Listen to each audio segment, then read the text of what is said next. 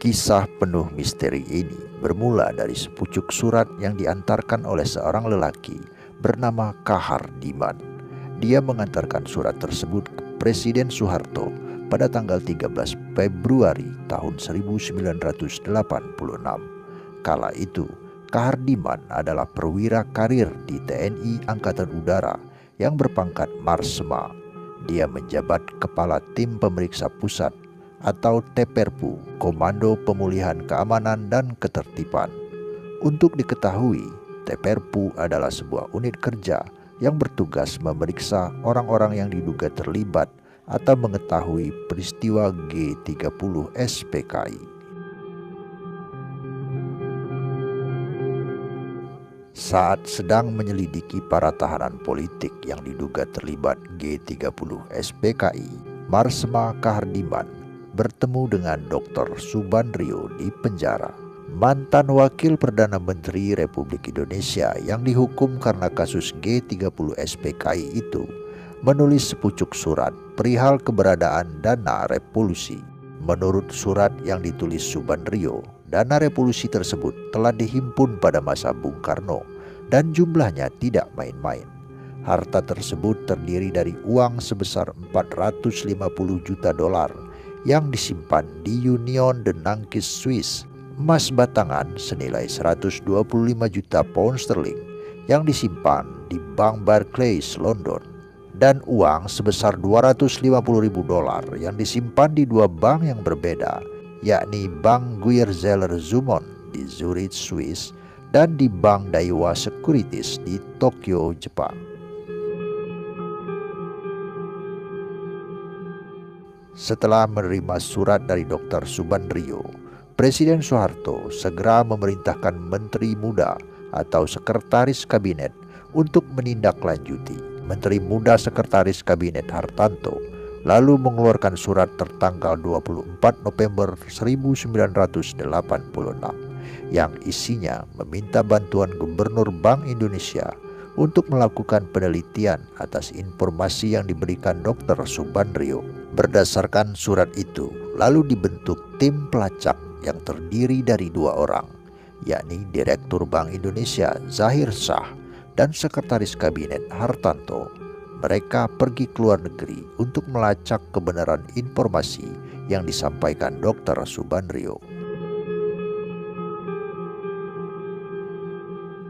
Setelah beberapa minggu melakukan pelacakan, upaya yang dilakukan oleh Zahir Shah dan Hartanto tidak membuahkan hasil.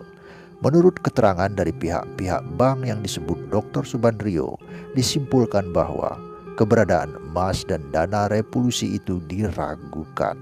Pihak Bank Barclays London menyaksikan keterangan Dr. Subandrio sebab menurut mereka keberadaan emas senilai 125 juta pound sterling itu sangat kecil kemungkinannya.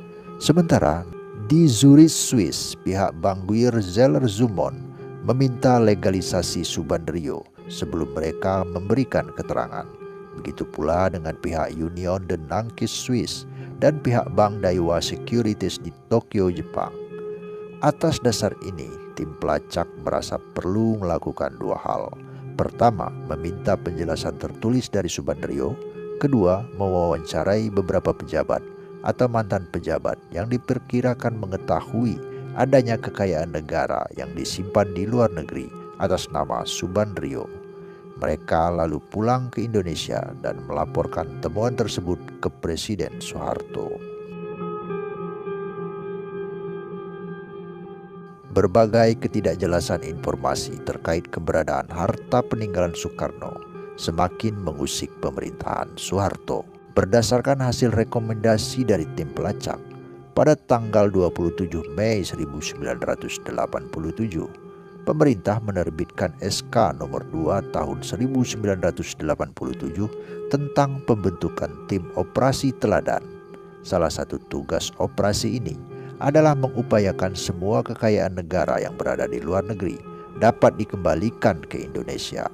Ditunjuk sebagai ketua operasi yakni Marsma TNI Kahar Diman. Anggota operasi antara lain Zahir Shah, Direktur Bank Indonesia, Hartanto, Sekretaris Kabinet, hingga Kolonel CPM Sugini, Kabak Min Teperpu Kopkamtib. Berdasarkan SK Operasi Teladan, tim ini hanya diberi tenggat waktu 5 bulan untuk menyelesaikan misi yang diberikan.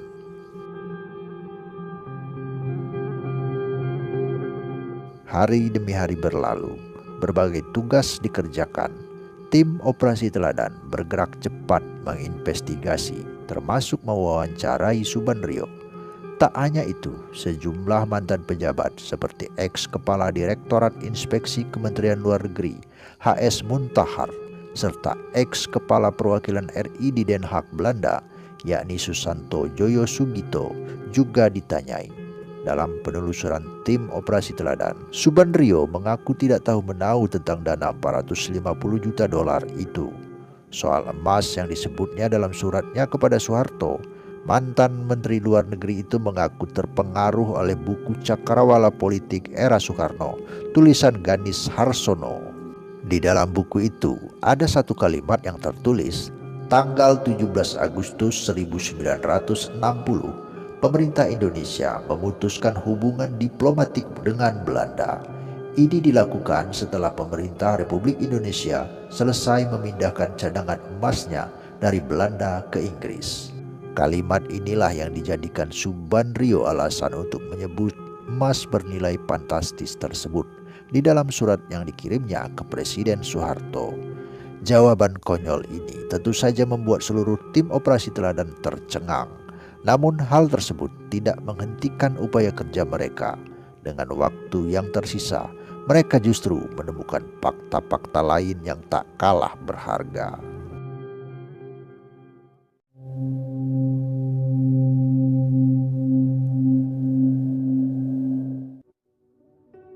Setelah kurang lebih 3 bulan melakukan penelusuran, tim Operasi Teladan akhirnya mendapatkan kesimpulan bahwa dana revolusi yang dimaksud oleh Subandrio sebenarnya merupakan hasil produk hukum Inpres nomor 018 tahun 1964 dan Kepres nomor 360 tahun 1965. Dana itu tak pernah disebut dana revolusi, melainkan dana stabilisasi. Dana stabilisasi merupakan rekening dalam bentuk mata uang rupiah. Isi rekening ini berasal dari hasil setoran pungutan terhadap importir untuk setiap pembukaan letter of credit. Selain itu, pungutan 5% dari dana surat pendorong produksi yang dihimpun dana devisa. Puncaknya, pada tanggal 23 September 1987, Direksi Bank Indonesia akhirnya mengeluarkan surat yang ditandatangani oleh Bin Hadi dan Zahir Shah. Isinya secara garis besar terdapat 2 hal. Pertama, rekening dana stabilisasi dalam kurs rupiah masih berada di bawah tata usaha Bank Indonesia dengan saldo Rp1.503.983.570. Kedua, mengenai rekening dana stabilisasi dalam valuta asing dari tata usaha Bank Indonesia, diketahui bahwa dana-dana tersebut telah disetorkan ke dalam rekening dana devisa special account. Menurut tata usaha Bank Indonesia, pada tanggal 1 April 1973, rekening tersebut bersaldo $553.114,41. Semua hasil temuan ini kemudian dilaporkan kepada Sekretaris Kabinet, lalu diteruskan kepada Presiden Soeharto.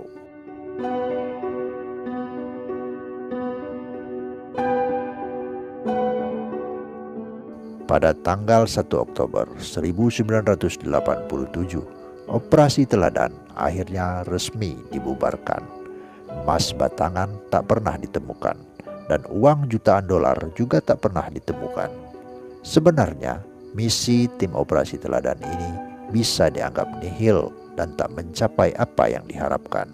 Namun meskipun demikian, tim ini telah berhasil menyelamatkan sejumlah aset negara dan harta hasil korupsi dari pejabat pemerintahan Orde Lama. Sayangnya, meski operasi teladan telah dibubarkan dan misi pelacakan telah dihentikan, isu mengenai dana revolusi masih terus bergulir. Bahkan rumor mengenai keberadaan emas peninggalan Soekarno ini telah menjadi mitos yang berkembang di masyarakat dan sangat sulit dihilangkan. Tak dapat dipungkiri, cerita tentang dana revolusi terus berembus sampai hari ini, berulang dari waktu ke waktu hingga menjadi mitos yang sukar dihilangkan. Berbagai bumbu menarik turut menyertai antara fiktif hingga kisah-kisah irasional, semua bercampur menjadi satu. Mitos yang paling kerap terdengar menyebut bahwa cadangan emas Soekarno ini berasal dari pemberian raja-raja di Nusantara. Harta karun itu dipercaya sebagai amanah yang akan muncul saat Satrio Piningit datang untuk memimpin bangsa Indonesia. Menurut rumor lain, Soekarno dipercaya memiliki emas batangan seberat 57 ton yang didapat dari warisan kekayaan kerajaan Mataram Islam. Emas-emas ini awalnya disimpan di Bank Swiss, namun pada tahun 1963 seluruh emas tersebut dipinjam oleh Presiden John F. Kennedy untuk pembangunan Amerika Serikat. Sungguh sebuah cerita yang sangat mengagumkan sekaligus menggelikan. Namun seperti apa fakta-fakta sesungguhnya? Mari kita menyelam ke dalam kisah ini lebih mendalam.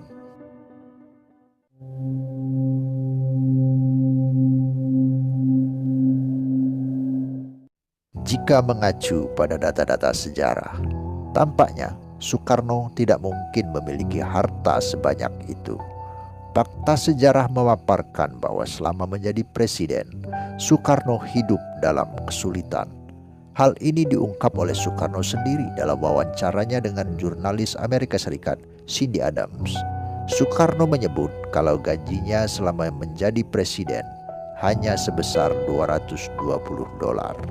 Dia pun tidak memiliki rumah dan tanah, karenanya wajar apabila dia hidup dari istana ke istana yang dimiliki oleh negara.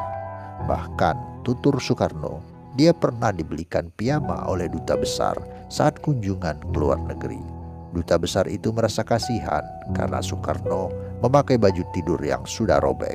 Adakah kepala negara yang melarat seperti aku dan sering meminjam-minjam dari ajudannya, kata Soekarno kepada Cindy Adams dalam buku Bung Karno, Penyambung Lidah Rakyat Indonesia yang terbit pada tahun 1964. Masih mengutip wawancara dengan Cindy Adams, saking miskinnya, Soekarno bahkan pernah hampir diberi gedung secara patungan oleh rakyatnya. Namun dia menolak dengan alasan tidak ingin merepotkan. Putra pertama Soekarno, Guntur Soekarno Putra, membenarkan perkataan ayahnya itu. Dalam kolom opini di media Indonesia yang diterbitkan 26 September 2020, Guntur menyebut jika Soekarno sejak sebelum sampai jadi presiden, kantongnya selalu tipis. Ia juga menyebut tak heran kalau ayahnya kerap meminjam uang kepada sahabatnya sejak zaman pergerakan, salah satunya kepada Agus Musin Dasar.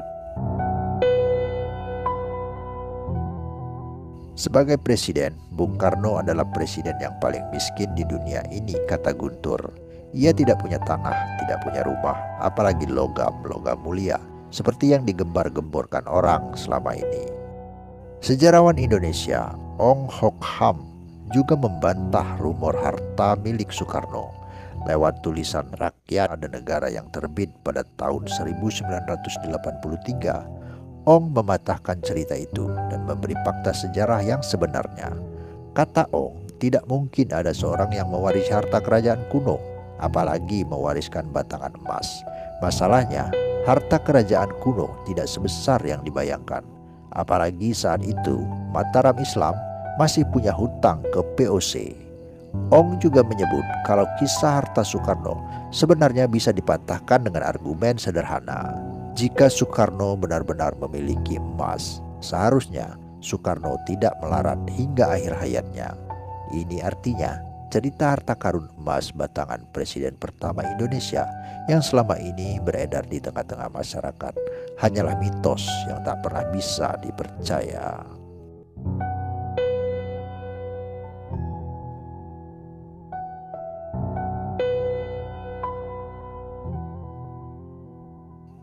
Demikianlah kisah tentang emas peninggalan Soekarno yang menjadi misteri dalam sejarah Indonesia.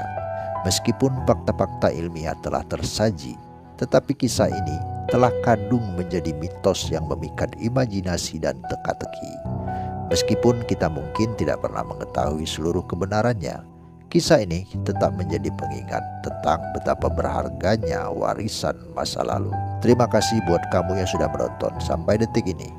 Mari bersama memahami bagaimana sejarah bukan sekadar masa lalu, tetapi sebuah cermin untuk masa depan. Sejarah bukan hanya sekumpulan tanggal dan nama-nama, tetapi cerita hidup yang penuh warna. Sampai jumpa di konten-konten menarik kami yang lainnya.